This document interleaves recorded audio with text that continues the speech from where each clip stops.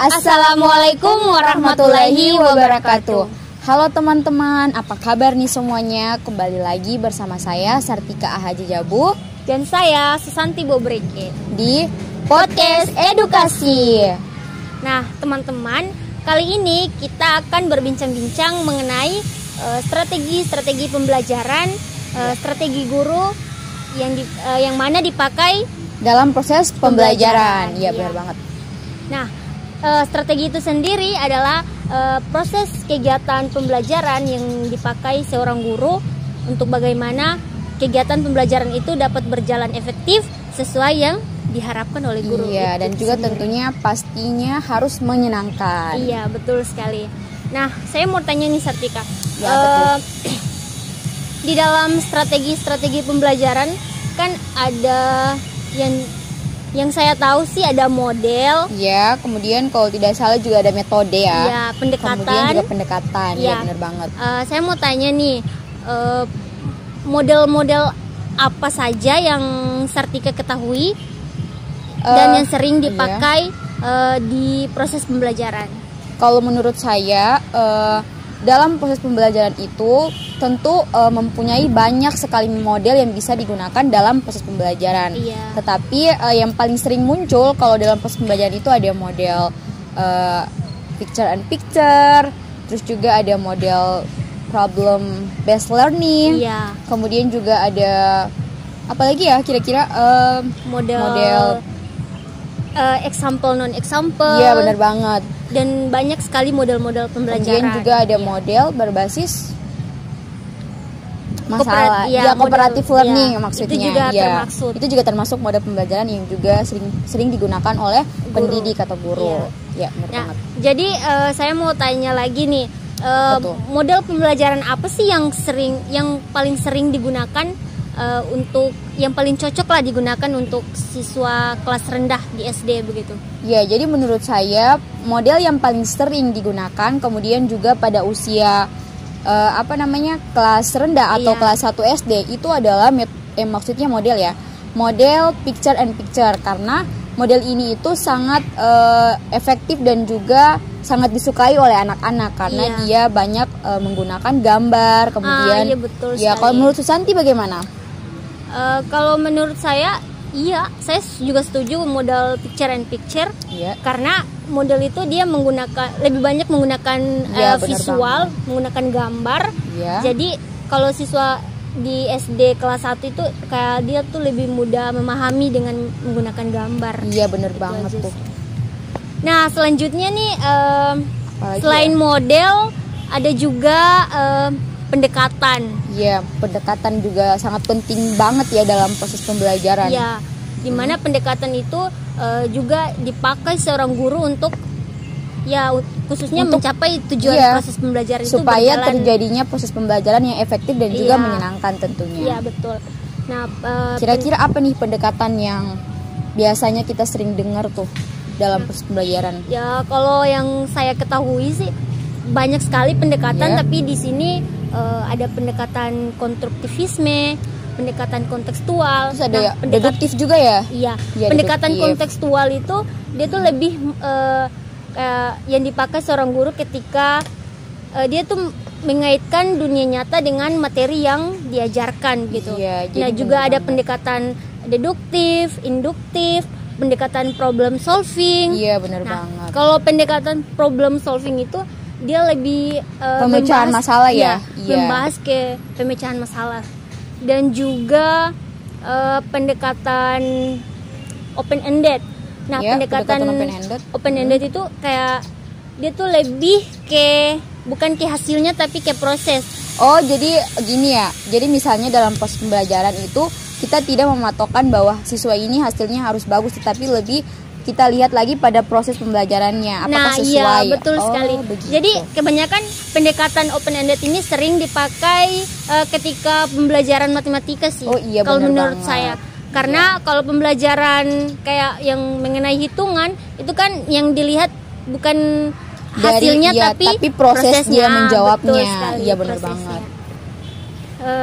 Selanjutnya apa ya? Apa lagi ya? Oh iya, kemudian banyak yang juga salah mengartikan bahwa penggunaan metode dan model itu sama, padahal metode dan model itu adalah dua hal yang berbeda nih teman-teman. Jadi teman-teman harus ketahui. Iya, jadi kalau model itu adalah pedoman ya atau acuan yang digunakan untuk mencapai tujuan dari suatu pembelajaran atau kegiatan belajar mengajar nih teman-teman. Kemudian kalau metode itu gimana ya metode? Nah kalau metode, kalau menurut saya sih metode adalah cara ya. Iya, cara guru yang digunakan agar tercapainya suatu tujuan pembelajaran itu sendiri sih. Iya benar banget sih. Iya.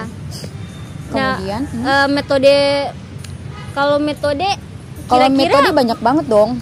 Banyak. Iya. Kalau yang Sartika ketahui itu apa saja metode? Kalau metode yang sering saya lihat dalam proses pembelajaran, kemudian juga saya pernah baca di salah satu buku, itu tuh ada beberapa metode yang juga sangat sering dipakai atau digunakan, yaitu ada metode ceramah juga ya paling sering digunakan, tetapi kita tidak boleh mendominasi metode ceramah ini, kita juga harus selingi dengan metode-metode lain seperti metode karya wisata, seperti menghadirkan langsung siswa ke tempat lokasi, misalnya di museum-museum dan di tempat-tempat misalnya tempat yang berbaur dengan alam, misalnya kebun binatang dan lain-lain. Kemudian juga ada metode kerja kelompok, metode pemberian tugas. Kemudian metode apa lagi nih menurut Susanti yang Susanti ketahui? Kalau metode yang saya ketahui itu ada sih metode langsung, apa sih namanya? Metode apa ya? Metode apa ya? Metode kayak ini contohnya kayak kita ini metode kayak apa ya? Enggak, ini loh, kayak kita tuh kayak mengejarkan kepada siswa tapi di luar kelas kayak melihat secara langsung begitu. Bukannya itu metode karya wisata ya? Ya, itu maksud saya, metode karya wisata. Nah, kalau apa lagi ya?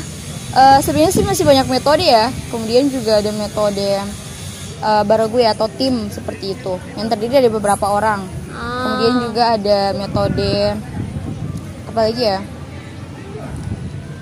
Intinya banyak sih metode atau cara yang dipakai seorang guru dalam proses pembelajaran, dan juga metode ini tuh dan juga model ya tentunya, dan juga semua komponen itu berperan penting dalam proses pembelajaran, karena kalau beberapa komponen itu tidak terpenuhi maka proses pembelajaran itu tidak berjalan efektif dan bahkan juga tidak akan mencapai tujuan pembelajaran yang pendidik atau guru harapkan. Iya benar banget kan?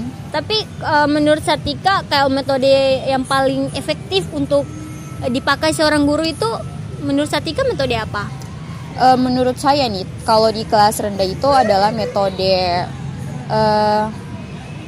kayak metode ceramah lebih kayak bagus juga sih. Enggak juga sih, soalnya metode ceramah itu adalah metode yang digunakan kalau misalnya dalam proses penyampaian materi itu materinya tuh banyak. Nah, jadi kita tidak boleh hanya mendominasi yang tadi saya sudah bilang. Iya betul sekali. Jadi kita harus kayak menggabungkan berapa metode yang ada di dalam gitu. Iya betul. Jadi itu saja sih. Iya sih, menurut perbincangan kita hari ini tentang strategi pembelajaran yang di dalamnya ada metode, ada model, ada pendekatan yang juga berperan penting dalam proses pembelajaran. Jadi harapan kami sih semoga penjelasan kali ini dapat ini. Kemudian sebelum kita menutup podcast kali ini, saya ingin menyampaikan pesan dan juga kesan kepada teman-teman nih. Jadi untuk teman-teman nih yang menonton podcast ini jadi kita nih sebagai calon guru nih ya. Jadi kita harus mempelajari strategi, metode, model dan juga pendekatan. Karena itu sangat penting. Iya, sangat penting dan pegangan kita dan juga acuan nih sebagai seorang guru, bagaimana nantinya kita akan mengelola kelas. Apalagi kalau anak-anak SD ya, pastinya kita juga sangat butuh. Kemudian kita juga harus mempelajari karakteristik dari masing-masing peserta. Dengan adanya metode, model dan juga pendekatan, kita juga bisa mengetahui karakter anak siswa. Ya, apalagi kalau untuk sekelas tingkat SD itu siswanya lumayan rewel sih, jadi pendekatan dan metode itu harus sangat dibutuhkan. Sangat, kita harus guru. Bisa mengaitkan antara ke beberapa komponen yang agar bagaimana kelas itu dapat kayak berjalan berjalan dengan efektif dan juga menyenangkan. Bener banget. Jadi mungkin itu dulu ya bincang-bincang kita pada podcast kali ini. Jadi teman-teman itu dulu bincang-bincang dari kita berdua ya. Iya, mengenai podcast tentang strategi pembelajaran, metode dan juga pendekatan dan lain sebagainya. Sampai bertemu di podcast selanjutnya. Jangan pernah bosan-bosan ya nonton podcast jangan lupa kita. like, comment, dan subscribe. Jangan lupa bagikan juga teman-teman. Wassalamualaikum warahmatullahi